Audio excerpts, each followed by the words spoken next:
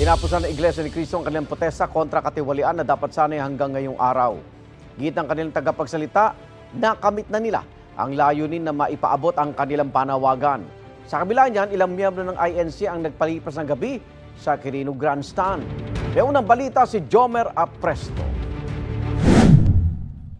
Nagmistulang camping site dahil sa dami ng mga nakalatag na tent ang bahagi ng Quirino Grandstand sa Maynila pasado alas 12 ng hating gabi. Yan ay kahit tinapos na ng maaga ang sanay 3-day rally ng Iglesia ni Cristo.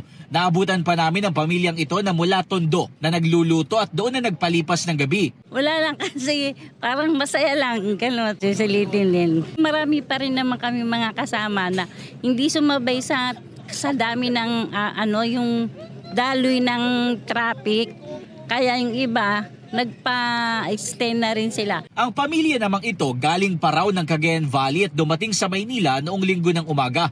Hinihintay na lang daw nila ang sundo nila para makauwi na, lalo at matagal rin ang kanilang biyahe. Depende po sa traffic. Kung walang traffic po, nasa 14 to 15 hours po. Super worth it po yung pagbiyahe namin papunta dito. Ayon sa tagapagsalita ng Iglesia ni Cristo na si Edwin Zabala, hindi na nila kailangan ng 3 araw na rally dahil nakamit na raw nila ang kanilang layunin na maipaabot ang panawagan para sa justice, accountability, transparency and peace.